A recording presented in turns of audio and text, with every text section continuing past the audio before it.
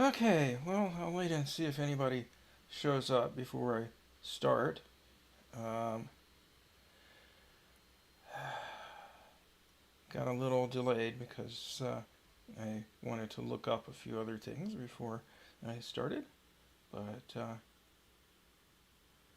anyway, let's see if I get any viewers.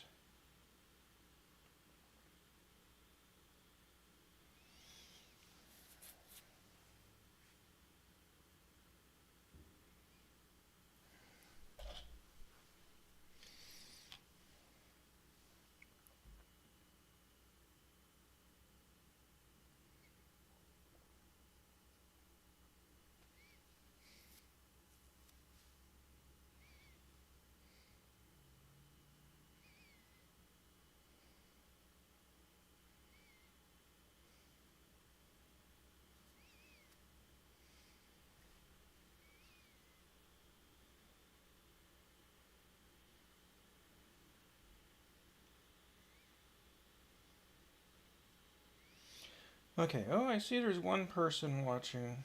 Now, I'm going to share this on Twitter and we'll see if I can get more people.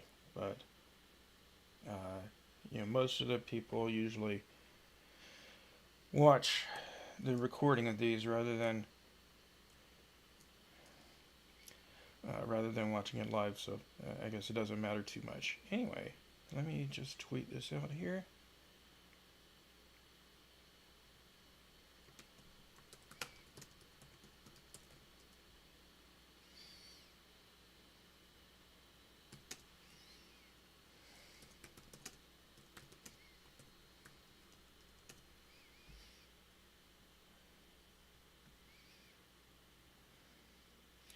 Okay, let's see if I got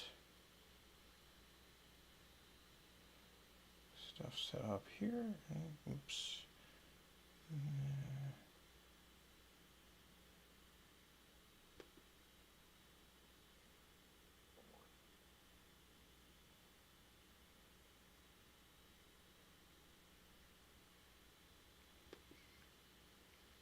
Okay, there we go. All right.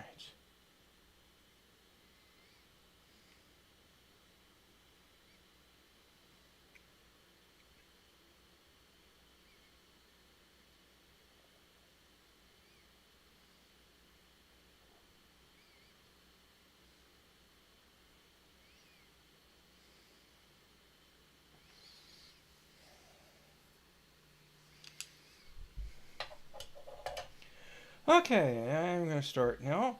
Uh, Viewers or no viewers, welcome to another episode of The Bitter Pill. I'm Jeff Melton, and today we're going to talk about the protest against the Ukraine war that took place this weekend in Washington, D.C., and what my appraisal of it was, and looking at some of the criticisms and critics of it and what I thought about them, and also just to talk about the situation at this point in the Ukraine war and in the conflict between uh, Russia and uh, the West, NATO and the U.S. and their proxy in Ukraine.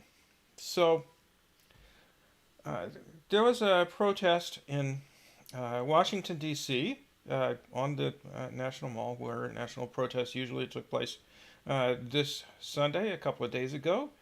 And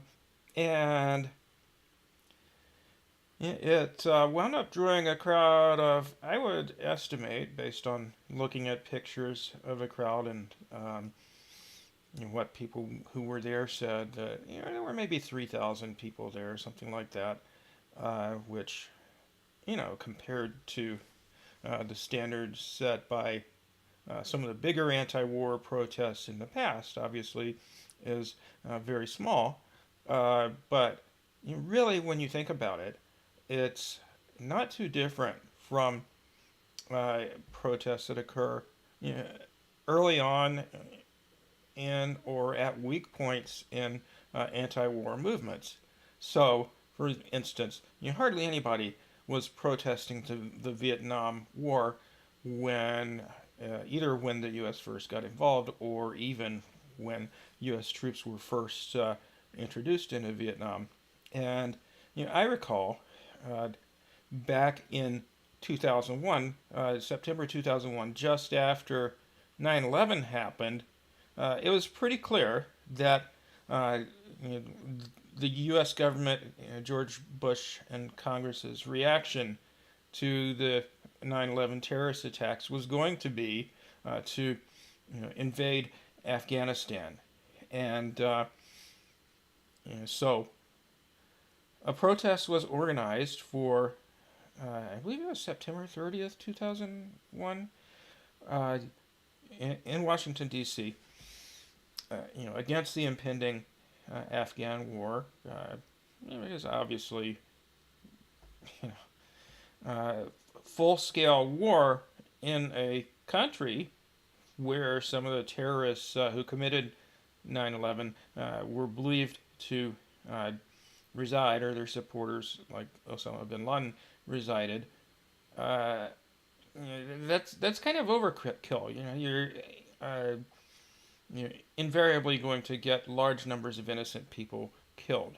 Uh, so, you know, it would make more sense if your objective really is, which I don't think it was, but if your objective really is just to capture terrorists, then some sort of covert policing operation that has the very limited objective of rounding up the perpetrators and organizers of the attack would obviously be the route to take.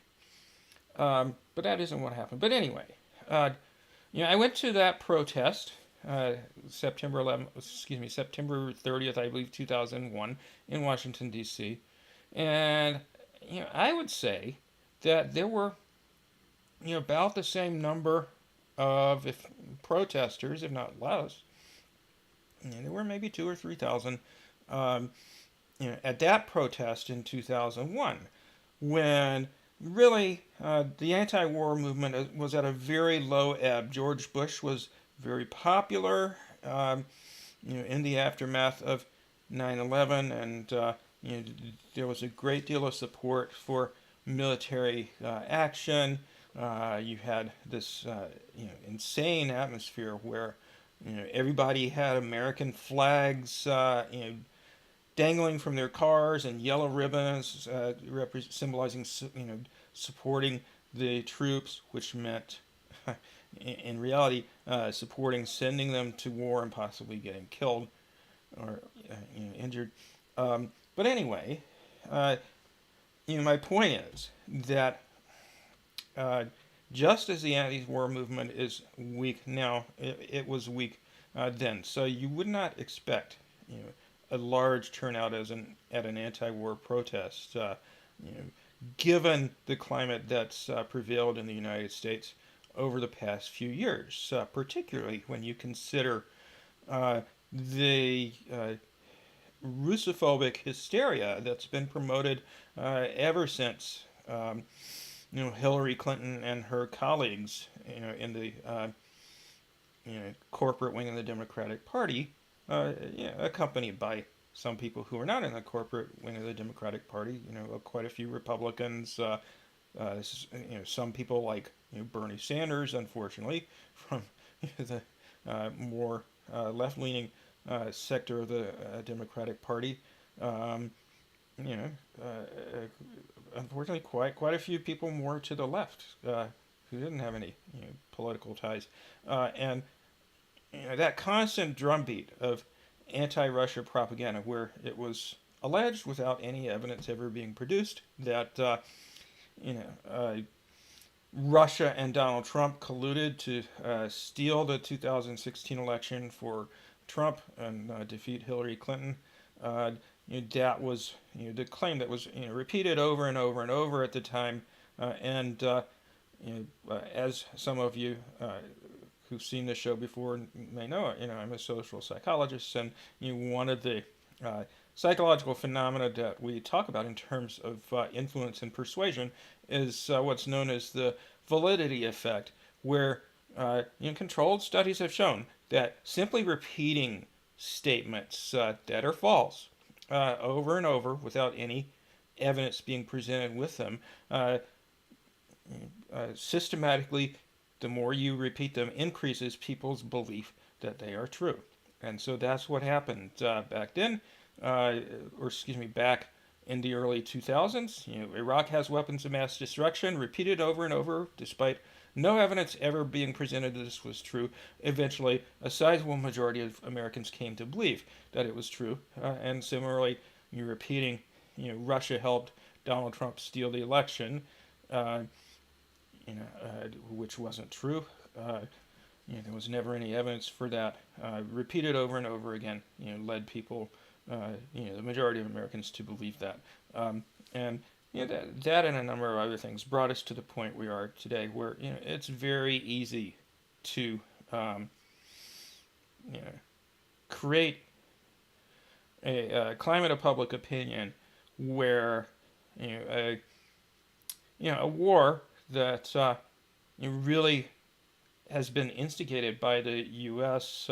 With its proxy Ukraine ever since 2014, when the U.S. backed a coup in Ukraine, overthrew the elected government, and many fascists, Nazis, far-right people were associated with this coup, and they proceeded to, threaten the eastern region, in fact, engage in violence, create a civil war against the regions of eastern Ukraine, known as the Donbass region, where the majority of the population was Russian or Russian-speaking, ethnic Russian or Russian-speaking, and a characteristic that not many people realize about the ideology of Nazism is that in addition to Jews and gay people and various other minorities, Roma people, Nazis also have as part of their ideology a hatred of Russians and Russia, and in addition to that, a hatred of communists. That's pretty standard fare for fascists in general. And so anyway, my point is, and I'll discuss this in more detail later, there was very much a push to create a conflict with Russia, between Russia and Ukraine, and to keep escalating to the point where war was all but inevitable between Russia and Ukraine over the years. So anyway, back to discussing this rally. Let me talk about the details of what happened and what critics were saying in the aftermath.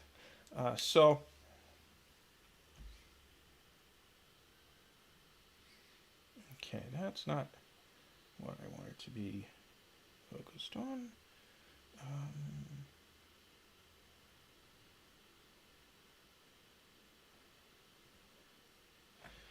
Okay, so there were quite a few people who were critical of the protests before it occurred, who continued their criticism after it happened, and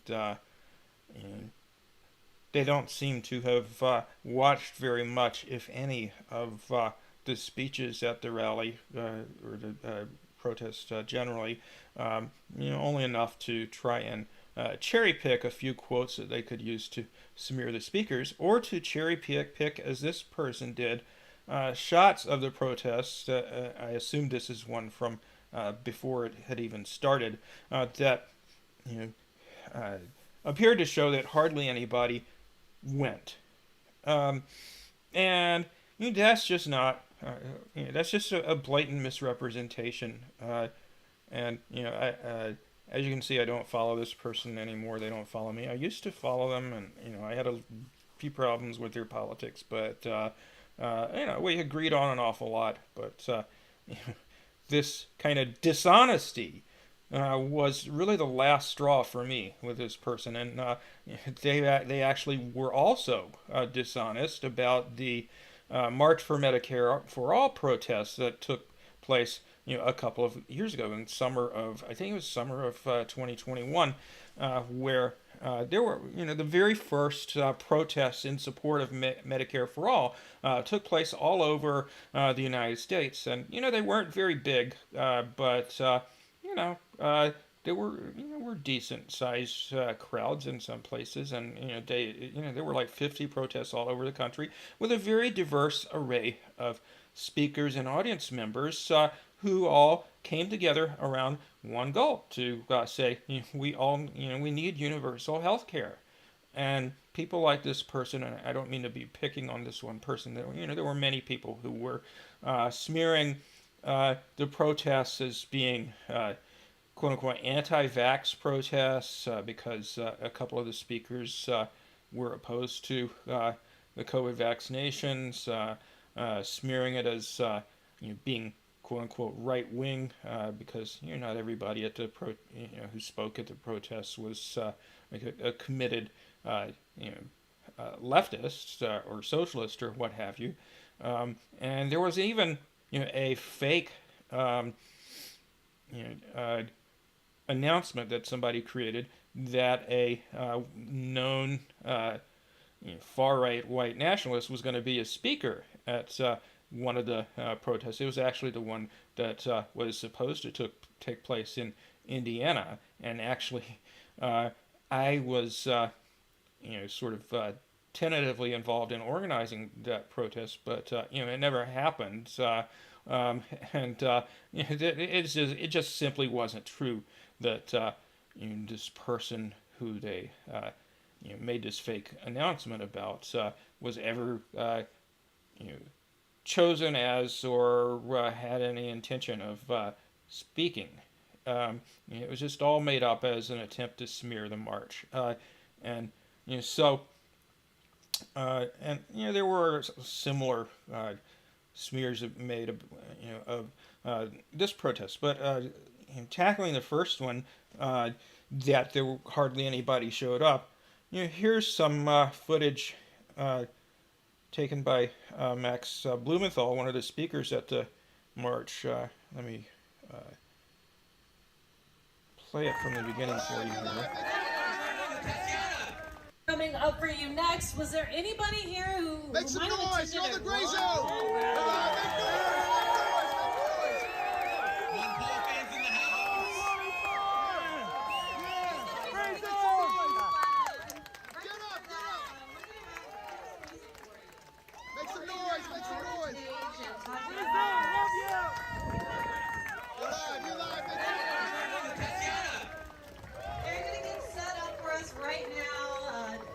Jordan is a liberty lover, lawful advocate, libertarian senior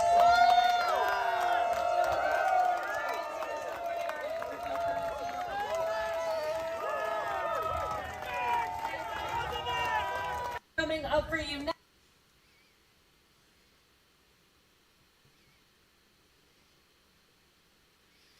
Okay, so as you can see from that little clip there, it wasn't a big protest. It certainly wasn't like the hundreds of thousands of people that came out to protest the Iraq War in March of 2003.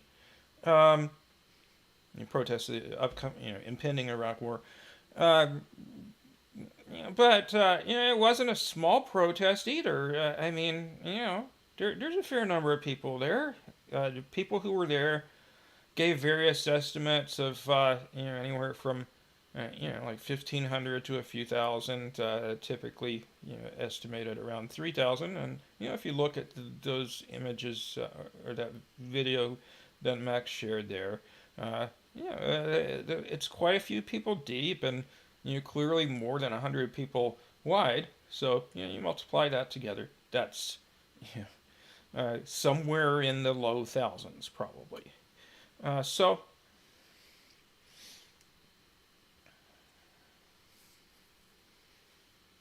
but detractors lied about the size of the protest in an attempt to smear it. Um,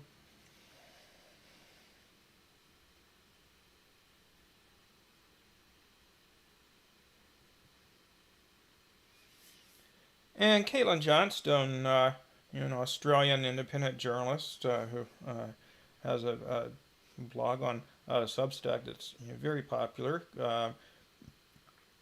wrote a piece uh, on the day of the march titled "The Power-Serving Myth That Anti-War Protests Make No Difference." And basically, she says thousands of people from across the political spectrum gathered at the Lincoln Memorial in Washington, D.C. to protest militarism, proxy war, and nuclear brinkmanship in Ukraine. I've seen some people try to downplay the numbers, but footage makes it clear that the attendance were in the thousands. This is significantly better attendance than any other American anti-war demonstration in recent years that I'm aware of. It's nowhere remotely close to the historic numbers of people demonstrating to protest the war in Iraq, and it's nowhere remotely close to what it should be for an issue of such existential importance. But it's a start. Maybe the start of something good. The Answer Coalition, and among other groups, is organizing a march on Washington scheduled for March 18th, which is the 20th anniversary of the start of the U.S. invasion of Iraq. And I've talked about that in the segment I did the day before this march in Washington, and I certainly hope it's big. I hope it's bigger than this one was. But she says, one criticism I hear of anti-war demonstrations is that they don't make a difference. Millions of us marched in opposition to the Iraq invasion, and they did it anyway, is a common sentiment. But she points out, even though those giant protests, and there were much bigger protests in some countries in Europe than was the case in the United States, where we were a little bit more brainwashed. The brainwashing was to a greater degree. But, the demonstrations failed to stop the invasion of Iraq. But if you look at the U.S. war machine's actual behavior following the war, it has clearly been reacting defensively to public opposition. If anti-war protests made no difference, the U.S. empire wouldn't have completely abandoned full-scale ground invasions after 2003, because they certainly did not only engage in a full-scale ground invasion in 2003, but also in 2001 when they invaded Afghanistan, and in, I forget the year, but early 90s when they had previously invaded Iraq. They switched to sneakier, less effective means of warfare while launching unprecedented narrative management systems to suppress anti-war sentiments. They abandoned Bush-era ground invasions in favor of drones, proxy war, covert ops, and sanctions, because enough people rose up and said no to make them afraid of the masses beginning to wake up and begin turning against them and their institutions. I actually saw a poll. I just heard about it. I haven't had a chance to get the link. That said that only 17% of Americans currently support strong U.S. involvement in the war in Ukraine. I think it's about evenly divided between people who say we should be somewhat or a little bit involved, and those who say we shouldn't be involved at all. But tiny minority really supports, fully support the Biden administration's policies.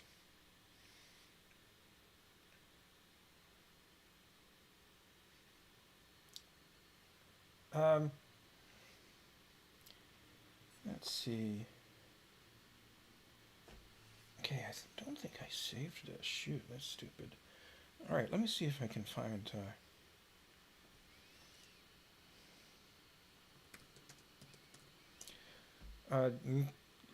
There's a fellow, Jose Vega, and colleagues of his who have been involved in a series of protests against various politicians who are supporters of the Ukraine war, pointing out the risk of nuclear war associated with waging a proxy war against a nuclear power, particularly if it escalates beyond the level of indirect involvement that it's at now and becomes a direct war. And just talking about the injustice of it all. So let me just play for you, Jose's intervention. Don't really have time, and there were several other of his colleagues.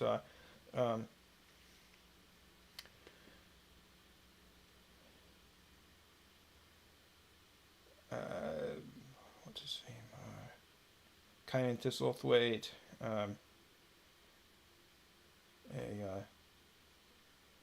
I don't know her name.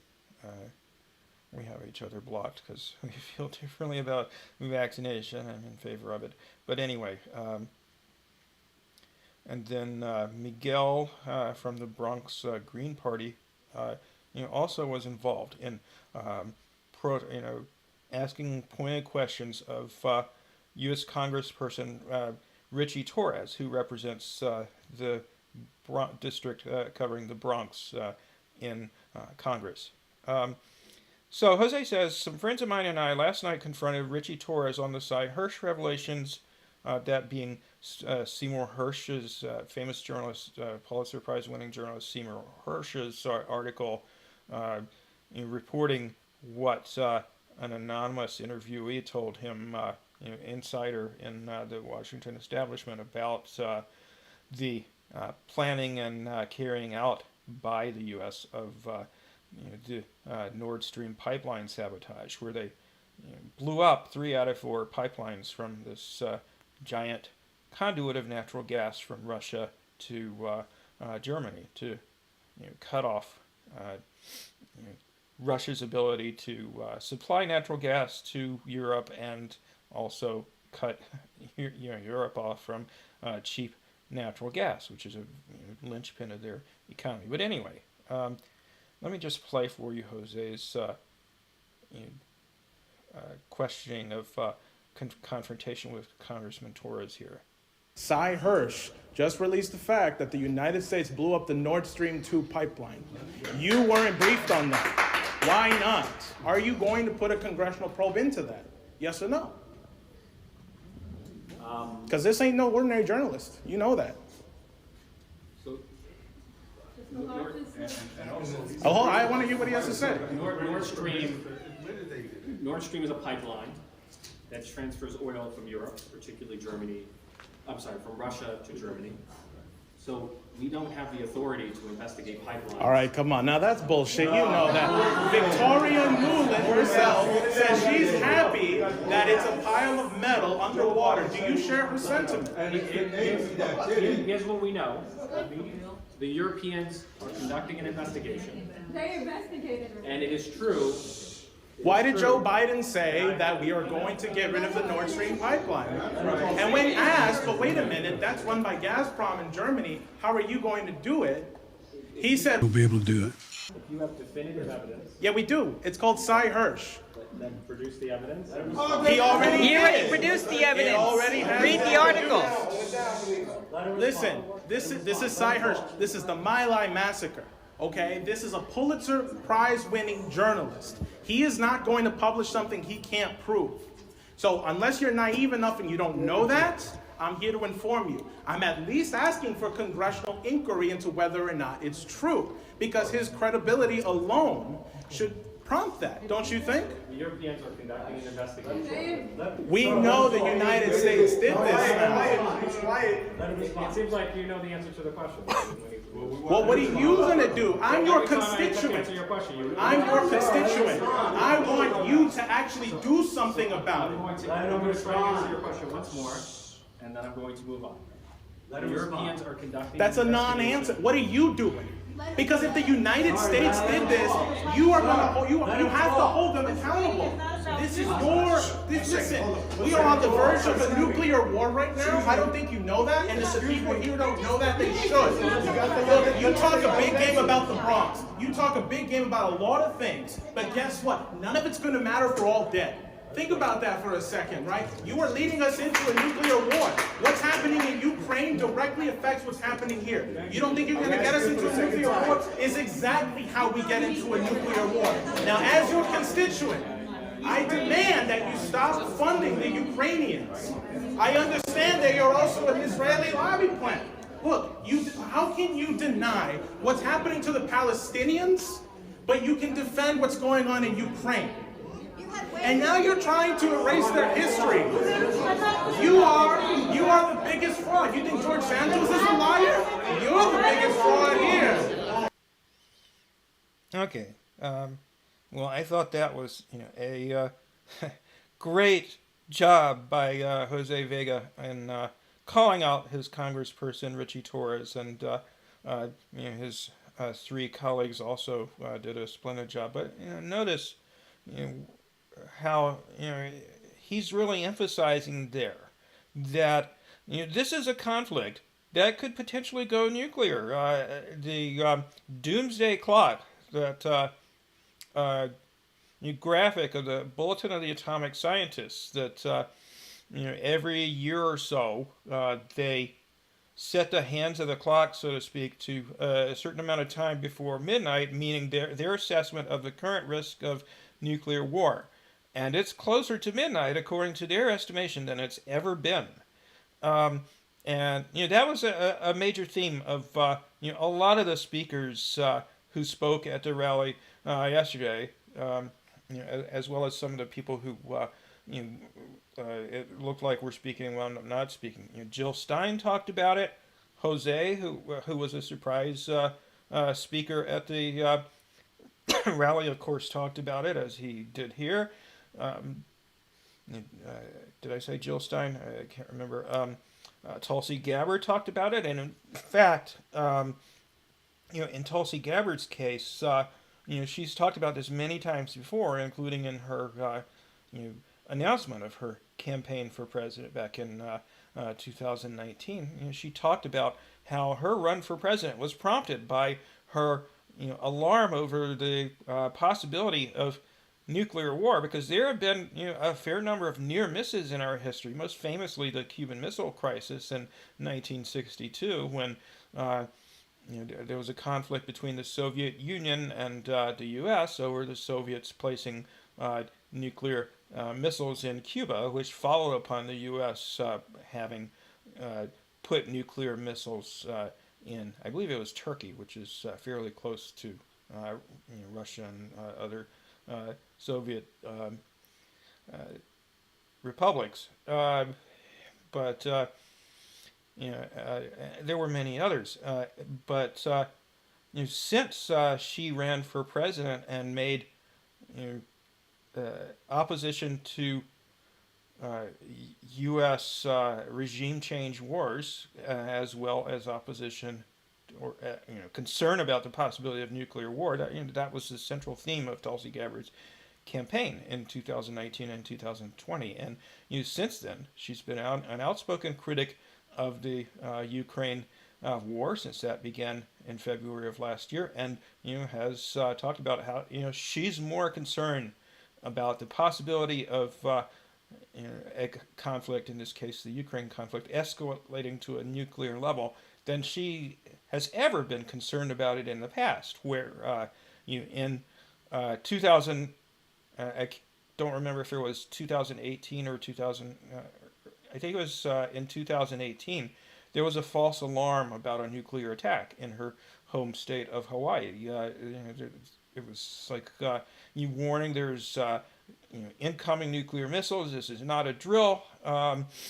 Please seek shelter. Which of course is useless if there's an actual nuclear war.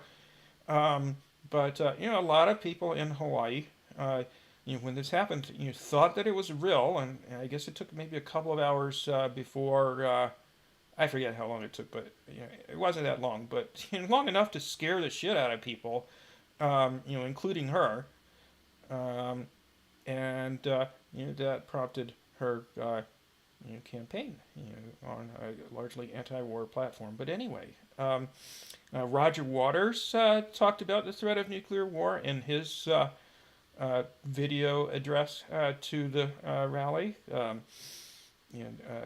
Scott Ritter, who wasn't a speaker but originally had been planned as a speaker, has talked about it a whole bunch. And in fact, Ritter was one of the the head of the team involved in inspecting nuclear facilities in the Soviet Union, arms production facilities during the 1980s when I believe it was the Intermediate Nuclear Forces Treaty had been signed by the Soviet Union and the United States that brought about significant reductions in nuclear arsenals, and Ritter was one of the people involved in that. And has talked a whole bunch about nuclear war, as did many of the speakers at the protest on Sunday.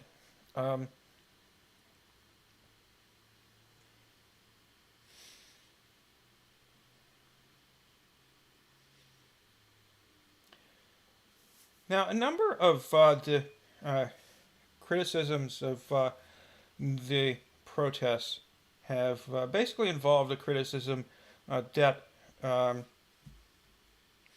speakers weren't really anti-war. Let's see. This is the only one I have called up that specifically mentioned that. And he says there were pro-war trolls involved in the protests. The speakers were. And my response to him was, watch most of the speeches and didn't hear a single speaker who sounded pro-war. Heard a lot of. He also claimed that there was a large preponderance of right-wingers, which we'll get into later. I heard a lot of sincere and informed criticism of the U.S. war machine and its war in Ukraine.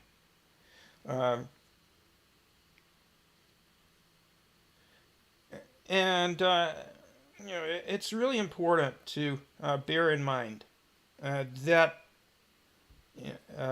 being anti-war doesn't necessarily mean that you're a pacifist. And there's been this accusation that some of the speakers, or would-be speakers like Scott Ritter, or speakers like Tulsi Gabbard, or Jackson Hinkle, and some of the others are quote-unquote pro-war. And none of the speakers had said anything pro-war, even though most of them aren't pacifists. Scott Ritter, again, not a speaker, but initially chosen as speaker, has spoken repeatedly about the horrors of war. That he hates that this war in Ukraine is going on because it's just a horrible tragedy for so many thousands and thousands of young men, fighting in this war.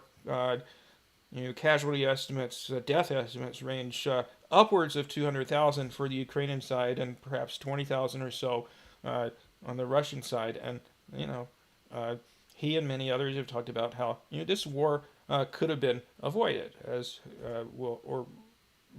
the war in general, because it didn't start in February 2022. Could have been avoided. Have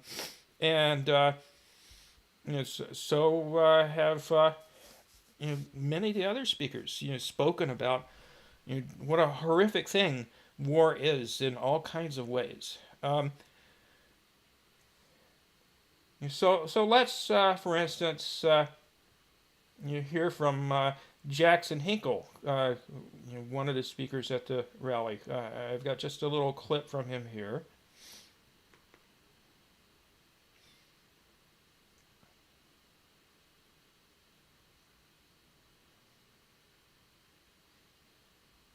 peace. When my grandfathers fought against Nazis in World War II and put their lives on the line, they did not want war, they wanted peace, and that's why we are here today.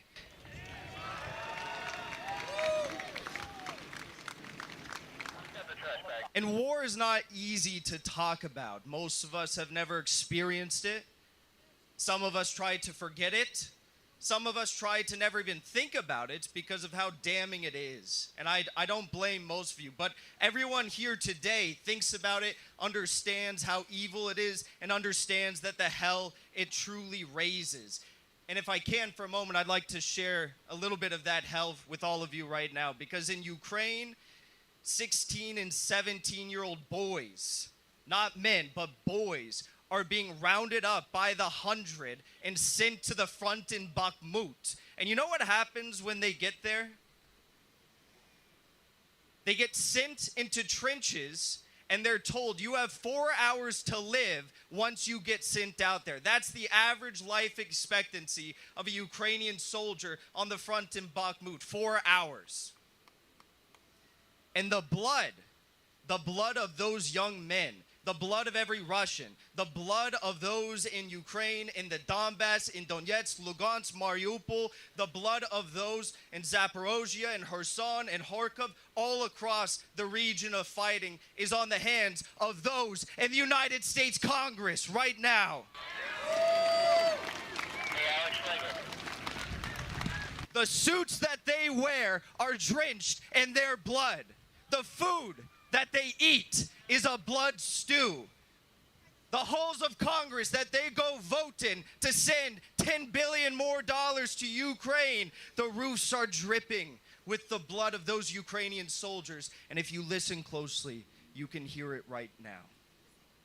Again. Okay, so that was Jackson Hinkle talking about just how bloody and horrific this war is. The reason, as I said, there've been hundreds of thousands killed, largely on the Ukrainian side. Certainly more than 100,000, probably 200,000 to 300,000, according to most estimates, and then a much smaller but still sizable number killed on the Russian side. So 20,000 or so, is not that much less. It's maybe a third of the number of American soldiers who were killed in the entire Vietnam War, in just 1 year. And I think I've mentioned before how in the Donbass region in eastern Ukraine, the largely Russian-speaking area that voted to secede from Ukraine, declare independence back in 2014 when the coup, the U.S.-backed fascist-led coup, which was very unpopular in eastern Ukraine and among especially, but not only, the Russian-speaking population throughout Ukraine, but particularly in Crimea and Donetsk and Lugansk, where so many people are members of an ethnic group that these Nazis hate and want to commit genocide against. So they voted to leave Ukraine, and over the course of the civil war that ensued, approximately 8,000 of them died between 2014 and 2022, and several thousand more either Ukrainian troops or militias, troops from the Donetsk and Lugansk region, the separatist militias. Many of them were killed as well. And over the past year, since Russia intervened in the conflict, more than 1,000 more civilians, in the Donetsk and Luhansk republics, people's republics that voted to join Russia actually in September of last year, along with 2 other oblasts or territories of Ukraine. and most of those deaths were a result of the deliberate targeting of civilians with missiles and artillery shells and even outlawed weapons like pedal mines and cluster bombs and white phosphorus that have been used deliberately against people in heavily populated areas such as downtown Donetsk, the largest city in the Donbass region, over and over and over again, targeting schools and hospitals and shopping centers and so on and so forth. This has been happening for 9 years now, and nobody wants that to continue. So the question is, how to stop it, and we'll come back to that. But I don't think that I know that people like Jackson Hinkle or Tulsi Gabbard or Chris Hedges, Max Blumenthal, Roger Waters, Jill Stein, none of them want to see this happening. We all want peace. And so the question is, how to get there. And it's tough when we have a group of leaders in the West, in the United States, and its subordinates in Western Europe and Canada and Ukraine and so forth, are all hell bent on continuing it. So, how do we get to the point where we can achieve peace? That's what everybody wants to know. So let's hear from Tulsi Gabbard. I don't have her. I didn't pick out a clip from her speech. So instead, what I want to do is show you, an interview she did with Tucker Carlson of Fox News shortly after the protest. Okay, so I'll just go ahead and play the clip here. Tulsi Gabbard is a former member of Congress, a former presidential candidate, and one of the very few people in the world who went on television after this invasion a year ago and said, this could get really dangerous. You were right. And now that China is aligning with Russia and supporting the Russian war effort effectively against us, this seems like a massive turning point. Well, you heard it from Zelensky himself talking about the consequences of World War III. The thing is, he has made very clear that that's where he thinks we are already, that we are in World War III. Ukraine is the tip of the spear. And this is how he justifies making demands of the United States and all of these NATO countries to equip him with all of the weapons and aircraft and tanks that the United States and NATO have to go and fight this war that we are in against Russia. He is doing everything that he can to bring us and NATO into this war, directly into conflict with Russia. You remember when their Ukrainian missile defense system unfortunately had a missile that went into Poland and killed 2 civilians on a farm. What did Zelensky say? His very first thing, first person on camera saying, hey, this is a direct attack against the NATO ally. U.S. and NATO, you must go and attack Russia. The scary thing to me, Tucker, is to hear people like Zelensky, to hear Democrats and Republicans in the United States Congress and Biden administration officials speak so calmly and with a straight face about World War III. Exactly. How would it be won? How would we respond to the use of tactical nuclear weapons? What are our options in this battlefield? Forgetting what Ronald Reagan said when he said a nuclear war cannot be won and therefore should never be fought. And just for a moment to go back to what they were saying about this missile that landed in Poland and killed 2 people. It was a Ukrainian anti-ballistic missile part of their defensive missile system to shoot down incoming missiles and so forth. That is assumed by most who have gone off course and landed in Poland instead of either hitting a Russian missile or, as is usually the case, missing it and landing somewhere in Ukraine, which that's actually been the cause of a fair number of civilian casualties is Ukraine's own anti-ballistic missile system.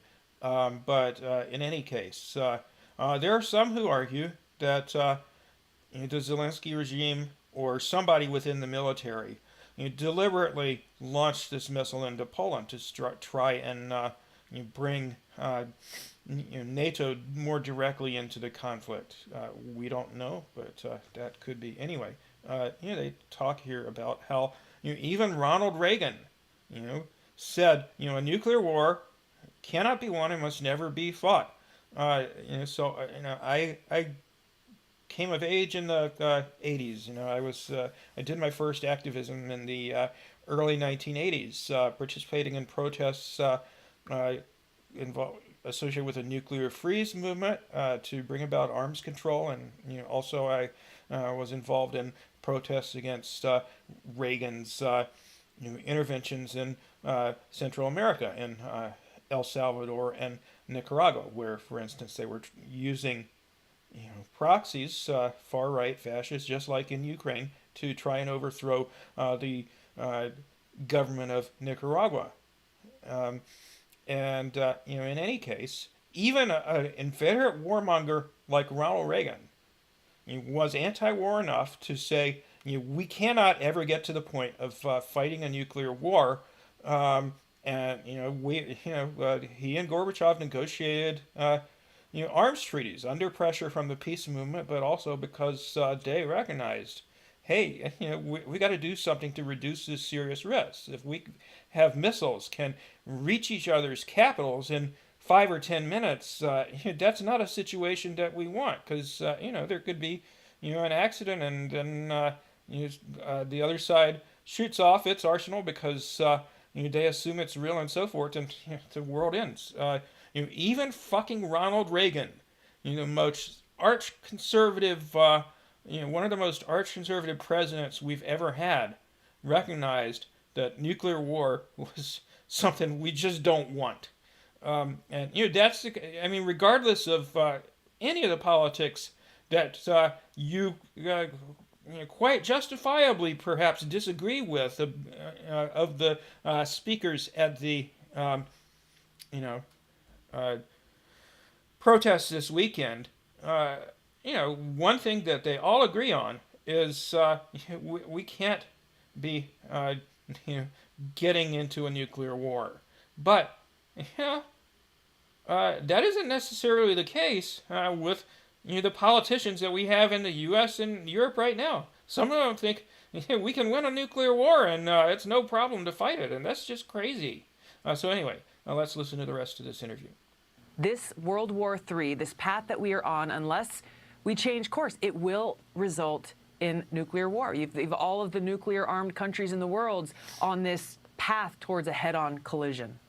May I just ask you a really quick question? So Zelensky, who I think this country has borne with great patience, actually, for the last year, has repeatedly said, I've got a border dispute with my neighbor, Russia. You live thousands of miles away. You're not connected. But because of that border dispute and their invasion of the eastern half of my country, your whole family could die, and I'm okay with that. Yeah. Why aren't Americans rising up as one and saying, you're suggesting it's okay that my family dies? No, it's not okay. Off the stage. What Tucker is referring to there is that Zelensky, not only since he's been Ukraine's president since 2019, not only has he called for Ukraine reacquiring nuclear weapons, which they had when Ukraine was part of the Soviet Union, but also has literally has called upon the U.S. to launch a first strike against nuclear first strike against Russia. He's actually said that. So that's what I assume that's what Tucker's referring to here. Why are we putting up with this, honestly? You look at the lies that the American people are being told by President Biden, by Mitch McConnell, by these warmongers in both parties, selling this lie that this is about defending freedom and democracy. And as he said, there's no greater threat to that democracy than this fight against, this war against Russia. They are the ones who are undermining our democracy. They are the ones who are denying the American people our constitutional right to have a say whether or not we go to war or not. It is an affront to the Constitution and every single American, and we should all be raising hell about this because it is our future, the future of the world, that's at stake. I agree. I mean, how much weed are people smoking? This is a real issue. This is not one of the fake It is. issues, you know, that we. There is no more real issue than this. Oh, I agree. I agree. Tulsi Gabbard, thanks so much for joining us Thanks, tonight. Tucker. Okay, and so the type of folks who are bashing this protest say, "Oh my God! Oh look, it's Tulsi Gabbard, and she's going on the Tucker Carlson show, and Tucker Carlson is this far right lunatic, and a lot of them think so is Tulsi Gabbard." But I mean, you could see there. Neither one of them wants to get into a nuclear war. I think no sane person, which I think these two individuals are sane, even if you don't agree with some of their or most of their politics. No sane person wants to get into a nuclear war. And Tucker Carlson has been, a very outspoken critic of many U.S. interventions going back several years. He frequently interviews people who are anti-war or speak out against wars, like Tulsi Gabbard, like Anya Parampil, who also spoke at the march, like Jimmy Dore, another one of the speakers. Many others. I think Jill Stein may have been on his show. I can't remember, but he talks to people who he agrees with on certain issues, like free Julian Assange or opposing this or that military intervention. I think however much some of his other politics, like his politics on immigration, totally suck. He seems to be quite sincere about not wanting to get into most wars.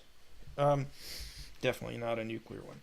As for her part, Tulsi Gabbard, as I mentioned, the whole main theme of her campaign in 2019-2020, the 2020 presidential election, was the opposition to U.S. military intervention, generally speaking, and the dangers that wars pose, including the threat of nuclear war. And some people have said of Tulsi that, she, let's do this one. She supports drone strikes in the Middle East. She's a warmonger. Well, again, there's this distinction that seems to be lost in a certain faction of the left lately between being, generally speaking, anti-war and being a pacifist. Tulsi Gabbard is not a pacifist. Tucker Carlson is not a pacifist. Lots of other people I've mentioned are not pacifists. Roger Waters, who's actually opposed, the Pink Floyd musician and co-founder, who spoke by satellite link internet link to the anti-war protests Sunday, and also spoke recently at the UN. He's actually opposed to the Russian invasion of Ukraine. So he holds Russia partially responsible for this, but he emphasizes that none of this would have started without the provocations of the U.S. and its allies, and he is very much of the opinion that war is something that to be avoided the vast majority of the time at all costs. But nonetheless, he grew up. He was a child during World War II. A very young child when his father went off to fight in World War II and was killed in the fighting. but nonetheless, he grew up with the understanding that in circumstances like that, where fascists were attempting to conquer and dominate the world, that war became a necessary evil. But just because you think that sometimes war is, a necessary evil, that there is such a thing as a just war in the sense that you have to do it in order to protect the safety and or freedom of your country, or the world in general. That doesn't mean that war is something that you shouldn't try to avoid as much as you can. So anyway,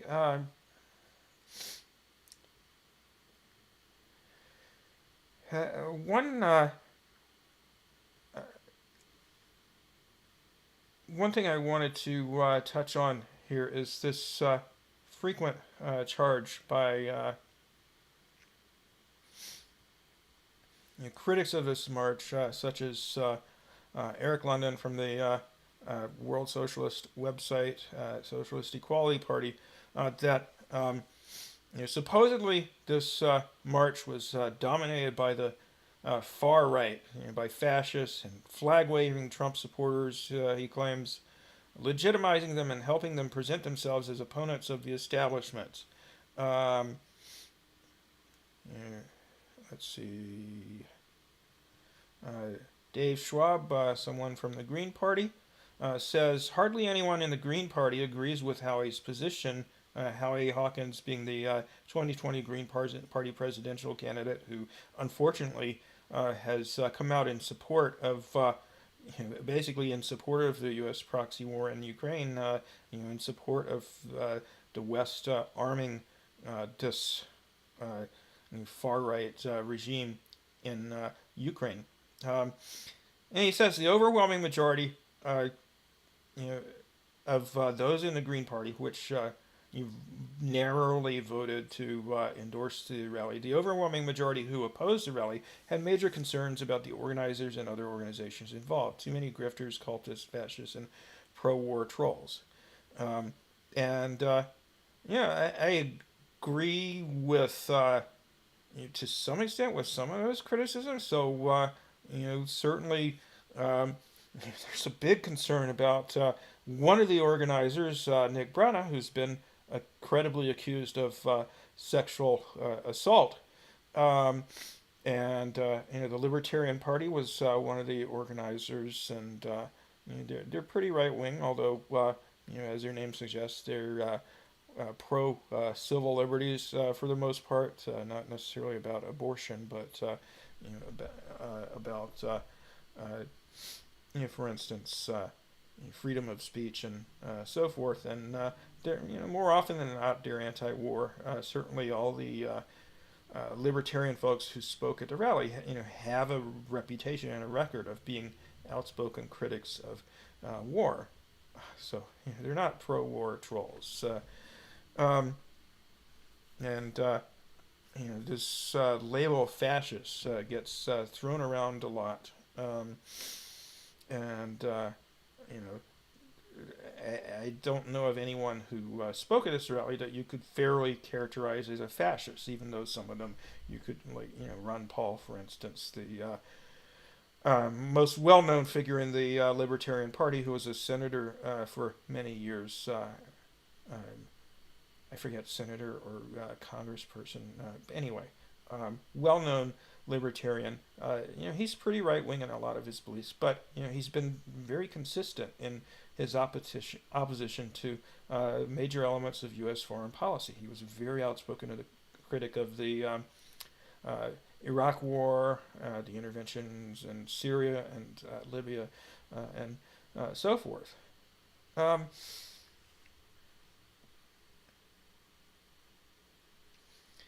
Among the other things, besides what I already mentioned that I pointed out to this person was, there weren't a whole lot of straight-up liberals, who spoke at the march. You could call Dennis Kucinich a former congressman and presidential candidate, like Tulsi Gabbard, who spoke at the march. You could call him a liberal, I suppose, but really, in terms of foreign policy, he's to the left of most liberals. But anyway, my point was that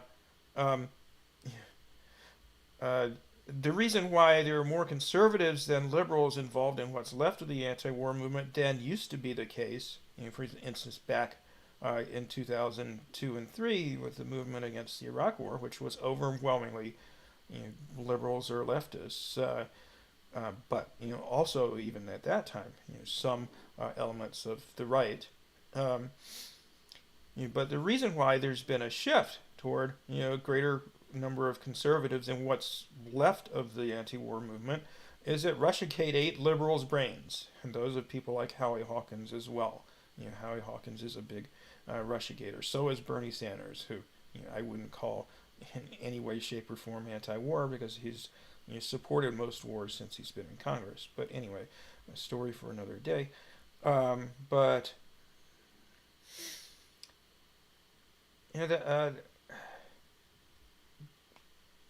look at, again, as I said the other day, prior to the march, if you look at the list of speakers, you've got people like Chris Hedges and Jill Stein and Roger Waters, Ann Wright from Code Pink, and many others who there is absolutely no question are on the left, socialist or progressive or radicals of some sort or another. I would say that's the majority of the people who were on stage, and it's just really a misrepresentation to focus on people who were there who were part of the right. Now, there's been a lot of attempts to smear some of the speakers. Jimmy Dore was a particular target of this. So this person says, Jimmy Dore tells an anti-vax joke that draws a hearty laugh from the crowd at Rage Against the War. And, as I mentioned the other day, one of the criticisms of some of the speakers, like half a dozen or so out of the 20 or so who spoke, is that they, at best have mixed feelings about COVID vaccinations and policies to limit COVID. Some of them are outright anti-vax. But just like with the March on Medicare for All, the main criterion for someone being involved, as a speaker or what have you, in a protest around a particular issue is their stance on that issue, not on other issues. But in any case, this is just a smear because, in fact, Jimmy didn't tell an anti-vax joke at all, even though implicit in what he said was an anti-vax position. But what he was saying was not about that.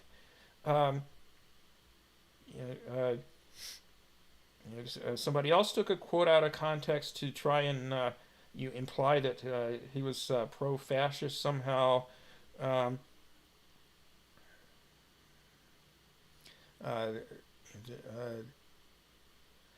This person called the Rage Against the War machine anti-socialist, even though they were socialist speaking.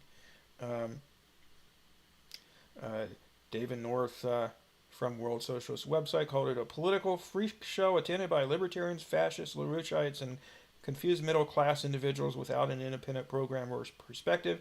It has left nothing behind but confusion and a bad smell. Many people called this protest and have used this attack on leftists in the past who have worked with people who are politically to their right on specific issues. They've called it a red-brown alliance and condemned it.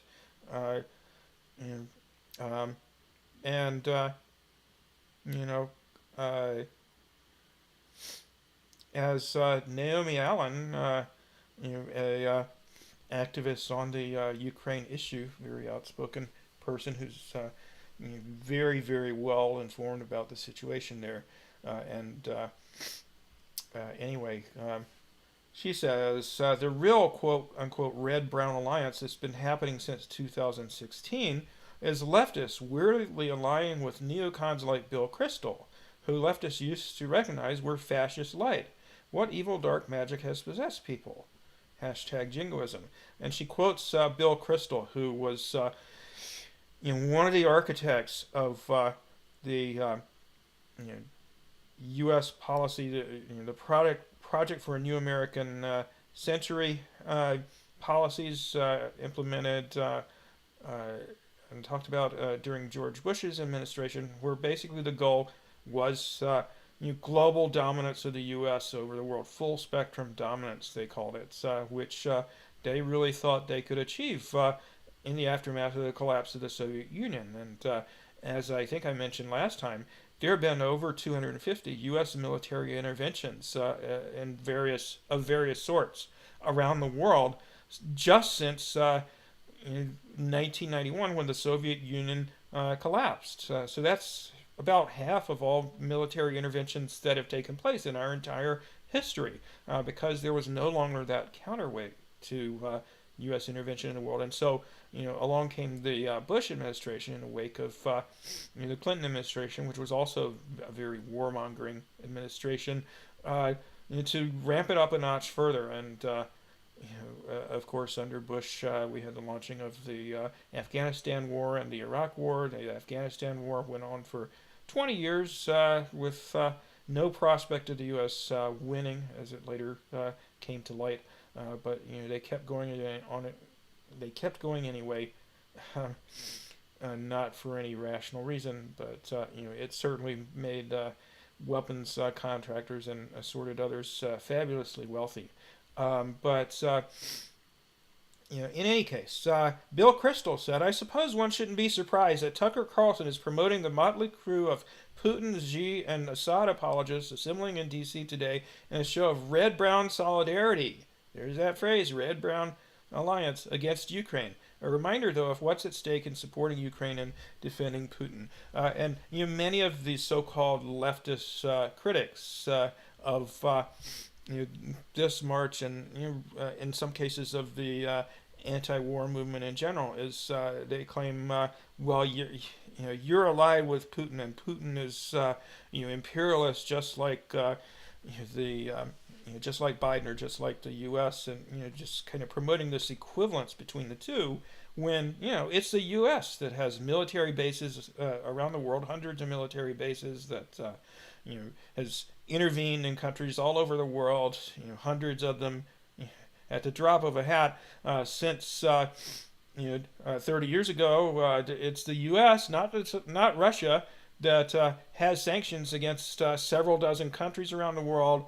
It's the U.S., not Russia, that appears to have been behind this, like one of the worst the worst eco-terrorist incident in history, is sabotage of the Nord Stream pipeline, and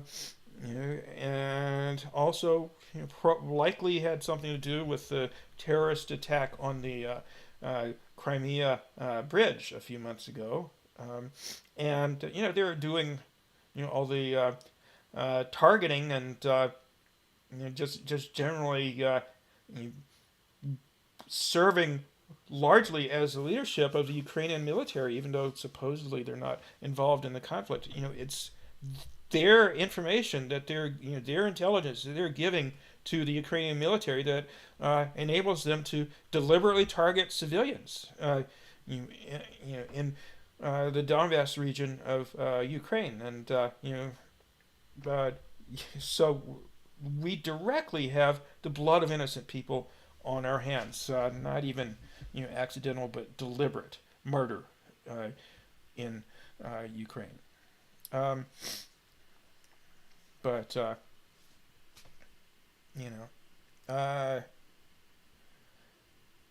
This is a real red-brown alliance.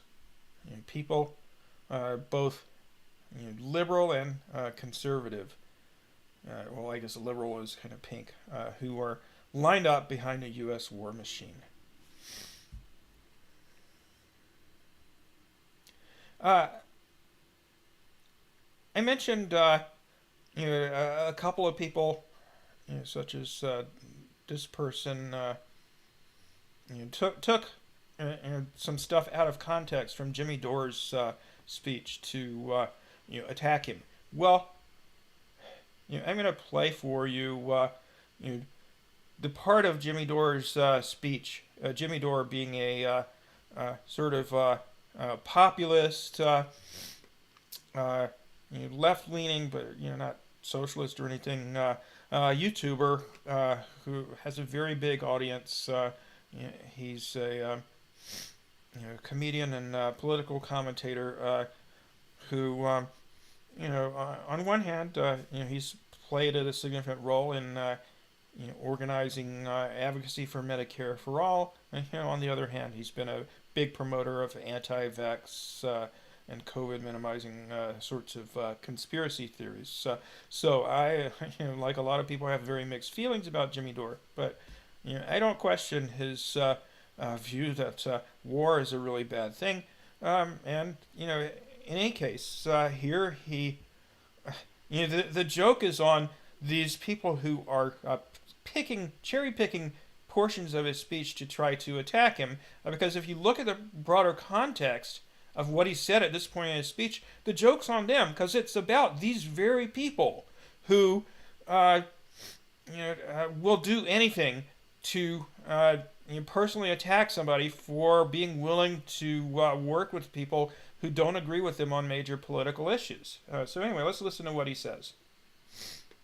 Saki, and I know there's some people who wouldn't show up to this peace rally, this anti-war rally, because of some of the speakers they didn't like on this stage. And I get what they're saying. They're saying, hey, I want to help stop a nuclear war, but not with those people.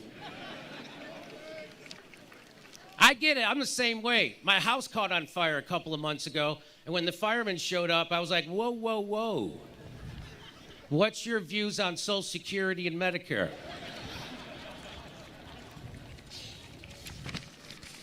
I mean, I get this is a scary situation. My house is on fire, but first I need to get your stance on LGBTQ and gender-affirming surgery. I know my house is burning down, but are you vaxxed?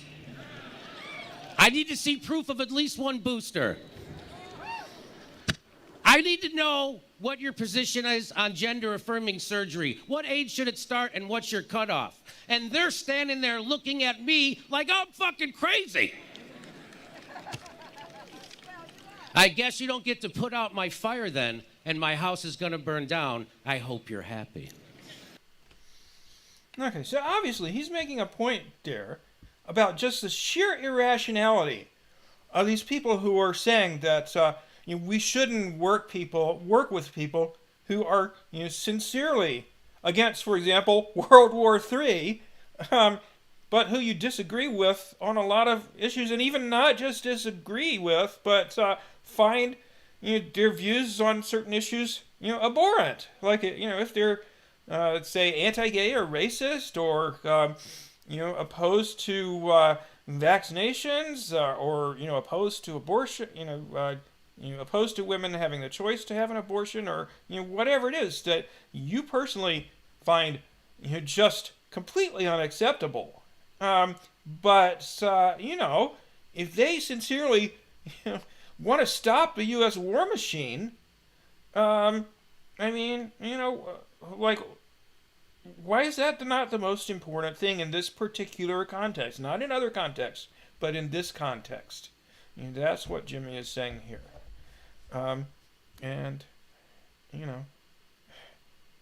He is largely anti-vax, at least with COVID vaccines. He thinks they don't work very well. He thinks children shouldn't get them because he claims children aren't at risk from COVID, which is false, and so on and so forth. I think his position, his views on that issue are terrible. But he's not talking about his views on that issue here. He's talking about the views of people who are attacking this march because they don't think that people who have extremely different opinions on other things should work together on something they agree on. And like myself, he thinks that's crazy.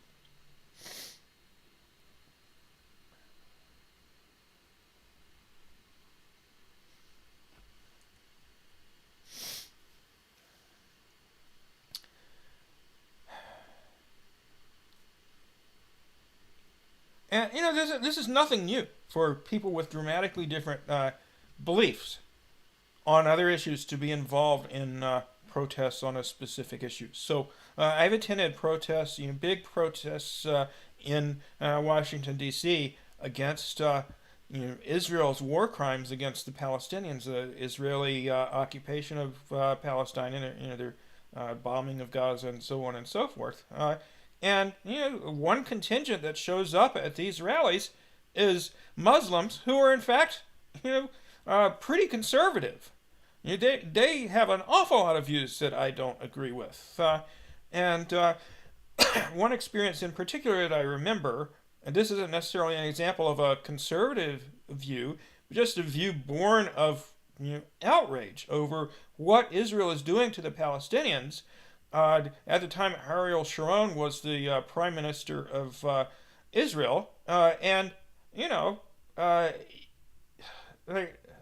the Israeli regime, because they are committing genocide, even if you don't believe the number they're killing rises to the level of a physical genocide, they're certainly committing cultural genocide by both murdering and wounding lots of people, and stealing their land and their resources, and trying to destroy their culture and so forth. But anyway, so some of the protesters from this faction of Muslims, had signs that said things like "Sharon plus Hitler equals shitler."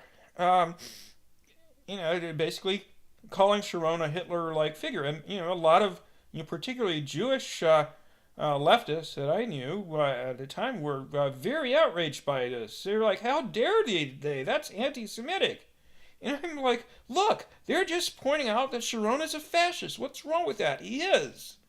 Back in the Vietnam War era, there was a faction of folks involved in the Vietnam War protests, like Daniel Berrigan, a Catholic priest, who were anti-abortion, very staunchly. They didn't think women should have the right to choose to have an abortion. Obviously there were many people who I worked with who disagreed with them on that issue. But they worked together to stop the Vietnam War because they agreed on that. And that's what I think we should be doing here. Now, one last thing. One of the other criticisms and I mentioned this before, but I just want to explore a different angle on it. So, one of the criticisms of this march is that some of the speakers were actually not anti-war, but pro-war or pro-Russia, supporting the Russian side and wanting Russians to win the war, and so forth. And that's true, for example, of people like Jackson Hinkle, who spoke at the rally. But it's important to understand the context in which this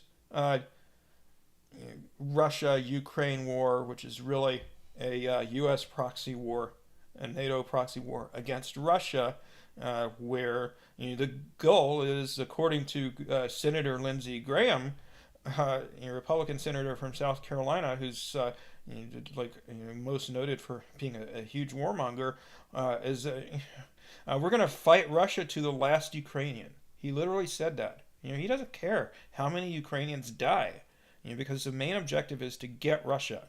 And in fact, back a few years ago, Dick Cheney spoke openly about overthrowing the Soviet Union, dismantling the Soviet Union, as the U.S. played a major role in bringing about, was not enough. That he wanted, and many neocons like Bill Kristol wanted, to effect regime change in Russia and bring about a Russian government favorable to their interests. If not dismember Russia altogether. Actually, the U.S. succeeded in getting a U.S. puppet installed in Russia in the 1990s. That was Boris Yeltsin, and he proceeded to completely wreck the Russian economy.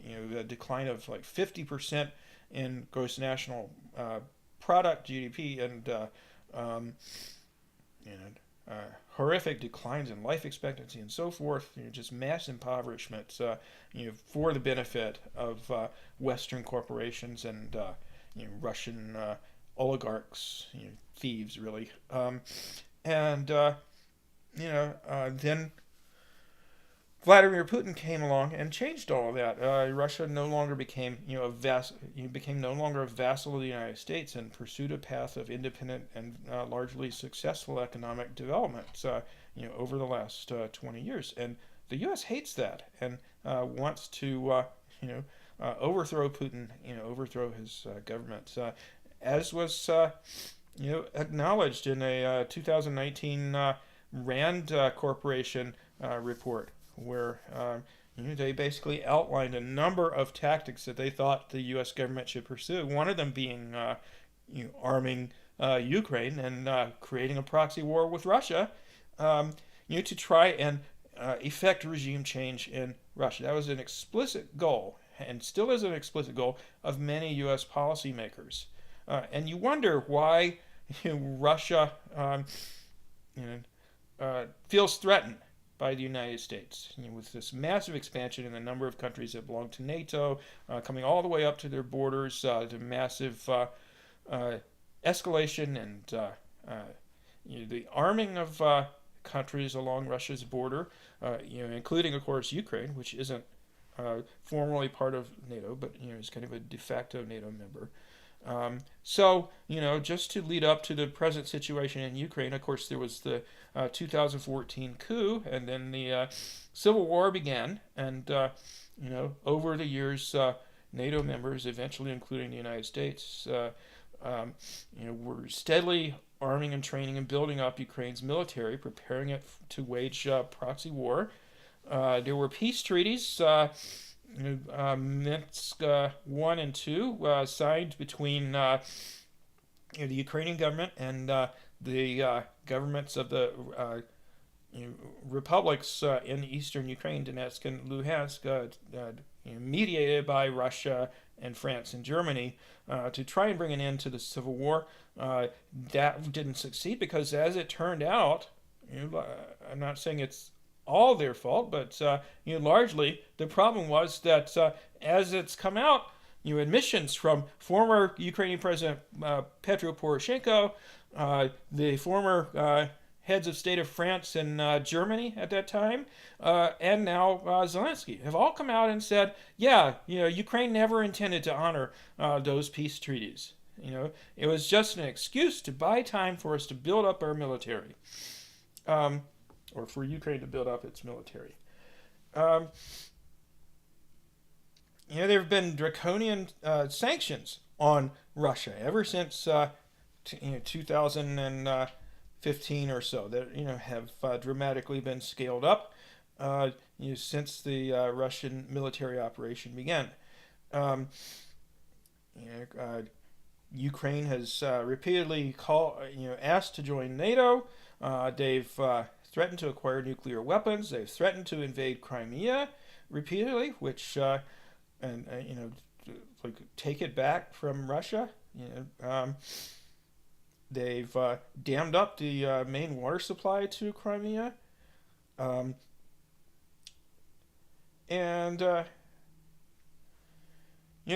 Crimean people have actually voted 3 times to leave Ukraine. The first was in 1991, when Ukraine was still part of the Soviet Union. The Soviet Union didn't dissolve until later that year, but they voted to leave Ukraine and become their own independent socialist republic.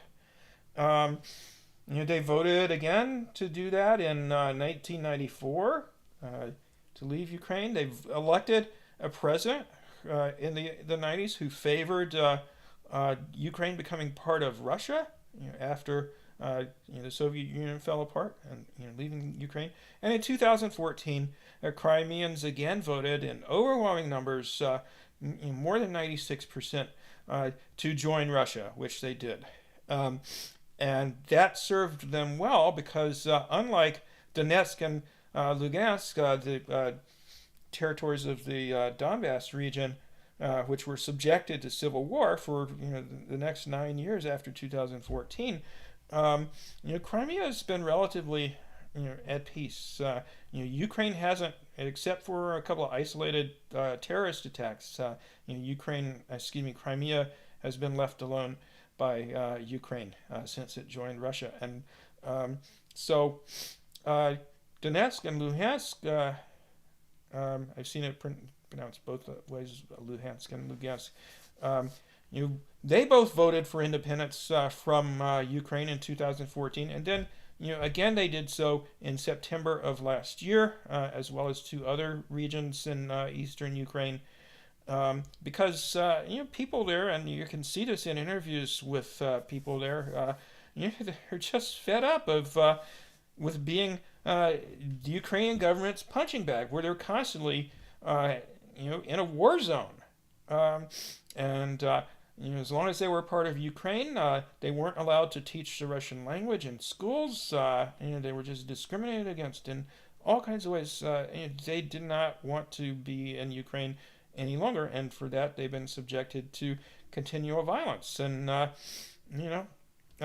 is that going to end when even last March, when it looked like Ukraine and Russia were on the verge of settling, achieving a peace settlement of the war that had just begun. War had been going on before, but Russia's entry into the war in February, they were on the verge of reaching a settlement that would have brought about peace in the region, given autonomy to the Donbass region, but left it as part of Ukraine, disarmament, so forth. Ukraine was somewhat close to agreeing with that. And the West came in and sabotaged it, pressured Ukraine to pull out of the negotiations, which they did.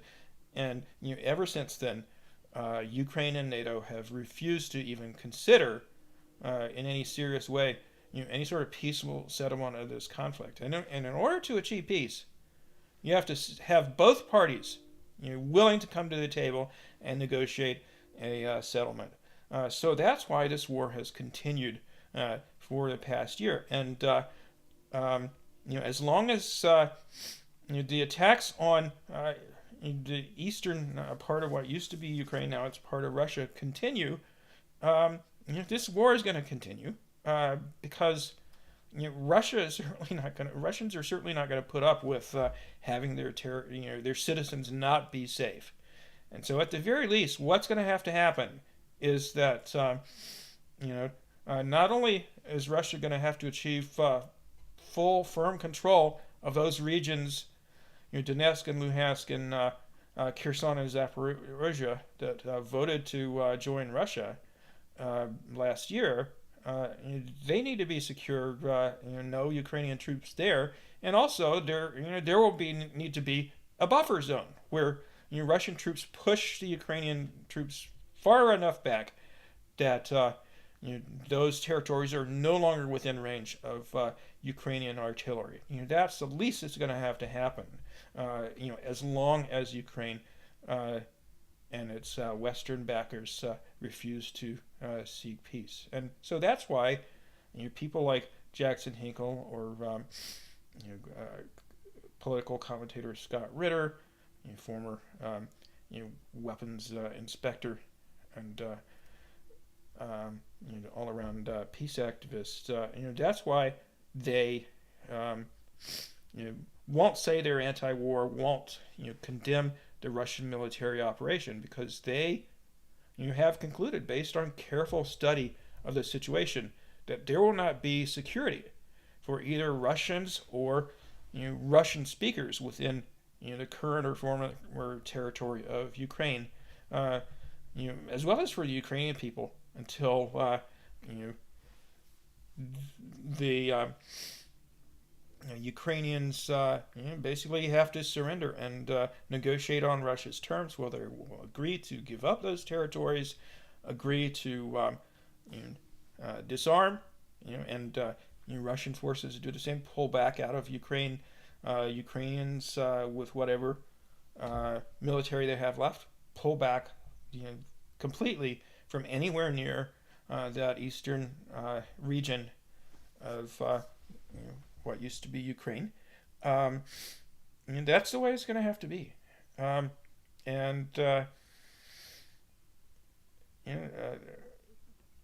even Henry Kissinger, the well-known warmonger who was responsible for horrific war crimes in Vietnam and other horrible things that happened when he was Secretary of State under Richard Nixon. Even Kissinger has said, look, this can't keep going on. We have to seek peace. And in order to achieve peace, Ukraine's going to have to give up some territory.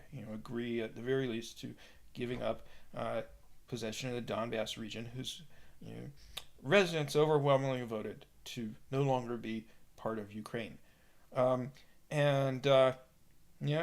Ironically, even the Rand Corporation, which in 2019 was advocating for a regime change in Russia and listing a number of steps the U.S. needed to take to put pressure on and destabilize the Russian government. Even they just recently issued a report that said, look, it's not realistic to think that Ukraine is going to win this war, and it's just going to make the economic situation in the world and the situation of the Ukrainian people and just things in general, including the possibility of a major escalation of this war, possibly up to a nuclear level. If we don't stop, these things could happen, and it's going to be very bad. So we need to seek, an exit from this. Even the fucking Rand Corporation, the arch enemies of anything remotely having to do with peace, because they are the Pentagon-funded private think tank that comes up with all these policies, like their infamous 2019 document on how can we destabilize Russia. Even they are saying, we need to end this. Now, if even the Rand Corporation is recognizing, hey, we got to put an end to this, how can you claim that somebody like Jackson Hinkle or Ron Paul or whoever it is whose politics you don't like, who were involved in this anti-war march, or who you personally don't like for very good reason, why would you question that they don't want World War III? It doesn't make any sense to have that point of view. So, anyway, that's all for today, and I will try to. I didn't get around to doing it last time, but this time I will try to remember to put some links to sources I've used in this video, and I certainly will be talking more about the Ukraine situation in future weeks and months. I'll be talking again with a friend who lives in China, Jerry Gray, pretty soon, talking a lot more about what things are like in China and many other topics that I hope you'll find interesting. So stay tuned for more. That's it for now from